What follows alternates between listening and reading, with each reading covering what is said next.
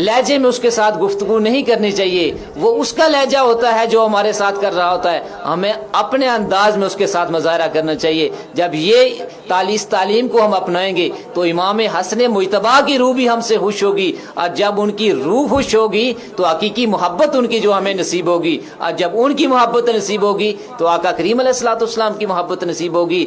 और इमाम हसन मुजतबा रज़ी अल्लाह ताला अन्हु और इमाम हुसैन रज़ी अल्लाह ताला अन्हु, ये दोनों शहजादे वो अजमतों वाले हैं कि दोनों हजरात ने, रवायत के अंदर आता है, एक मरतबा तख्ती लिखी।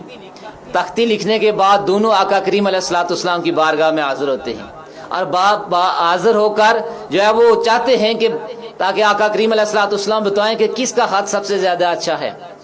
तो हजरत इमाम हुज़ूर अलैहिस्सलाम ने उन्हें उन दोनों में से किसी एक को तरजीह ना दी।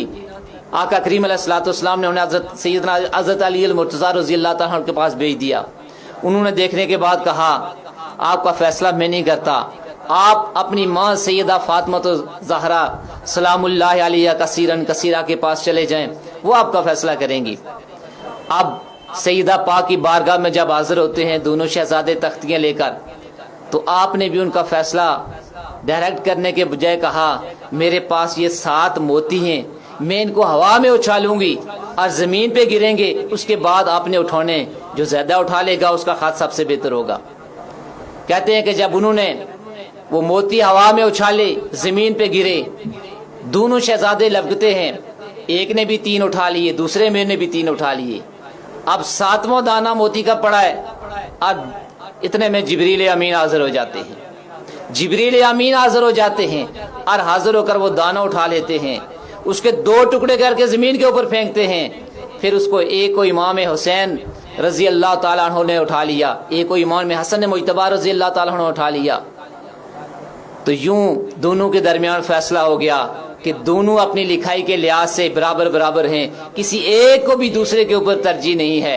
सईदा पाक ने जब ये वाकया आका करीम अलैहिस्सलाम की बारगाह में अर्ज किया तो हुजूर की आंखों में आंसू आ गए। मेरे आका आप दीदा हो गए।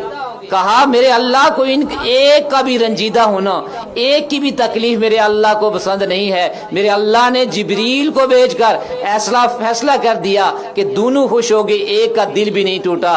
लेकिन एक वक्त आएगा मेरी उम्मत इनको सताएगी, इनके ऊपर आजमाइशें आएंगी, इनके ऊपर इम्तिहानात आएंगे। तो ये वो हस्तियां हैं कि इनका जिक्र इंसान के लिए बख्शिश व मग़फ़िरत का ज़रिया है। हुज़ूर नबी रहमत सल्लल्लाहु अलैहि वसल्लम ने इरशाद फरमाया, मन हब्बनी व हब्ब हाज़ैन काना माई फ़ी दरजती यौमल क़ियामा। आका करीम अलैहिस्सलाम ने इरशाद फरमाया, तिर्मिज़ी शरीफ की हदीस पाक है, फरमाया जिसने मेरे उम्मती ने मुझसे मोहब्बत की, व हब्ब हाज़ैन, और इन दोनों से मोहब्बत की, यानी हज़रत इमाम हसन मुजतबा और इमाम हुसैन रज़ी अल्लाह ताला अन्हुमा, दोनों से, फरमाया दोनों से मोहब्बत की, काना माई फी दरजती यौमल क़ियामा, क़यामत के दिन अल्लाह उसे मेरा कुर्ब अता करेंगे, मेरी मायत अदा करेंगे। तो आज इमाम हसन मुजतबा की तालीमात को अपनाने की ज़रूरत है, उनके उस पैगाम को अपनाने की ज़रूरत है कि जब आपके वालिद गिरामी शहादत का मुकाम उन्हें मिलता है, शहीद हो जाते हैं, आप खिलाफत जो है संभालते हैं, तो मुसलमानों के अंदर खून रेजी का जब खदशा पैदा होता है तो आप खिलाफत को सैयदना हजरत अमीर मुआविया के कदमों में निशावर कर देते हैं, सिर्फ इसलिए कि मुसलमानों के अंदर खून रेजी न हो। इसलिए आपको मुस्लिम उम्मत भी कहा जाता है कि आपने इक़्तिदार को छोड़ दिया इसलिए कि दूसरी तरफ खून रेजी का खतरा था, जंग का खतरा था, तो आपने मुसलमानों को बाम बसरे पैकार होने से रोककर उस हुकूमत को उनके कदमों पे निछावर कर दिया, कुर्बान कर दिया, और ये पैगाम दे दिया, हुकूमत जाती है तो जाती रहे, कुर्बानी देने की जरूरत पड़ती है तो दे दो, लेकिन उम्मत मुहम्मदिया के अंदर खून रेजी के लिए के असबाब पैदा नहीं होने चाहिए। तो ये सैयदना इमाम हसन मुजतबा रजी अल्लाह ताला अन्हु की तालीमात हैं। आज इन तालीमात को अपनाने की ज़रूरत है, इस पैगाम को अपनाने की ज़रूरत है, ताकि हमारा मुल्क, हमारा माशरा, हमारा इलाका अमन और आश्ती का गहवरा बन जाए। अल्लाह हमें इनकी तालीमात के मुताबिक ज़िंदगी गुजारने की तौफीक अता फरमाए।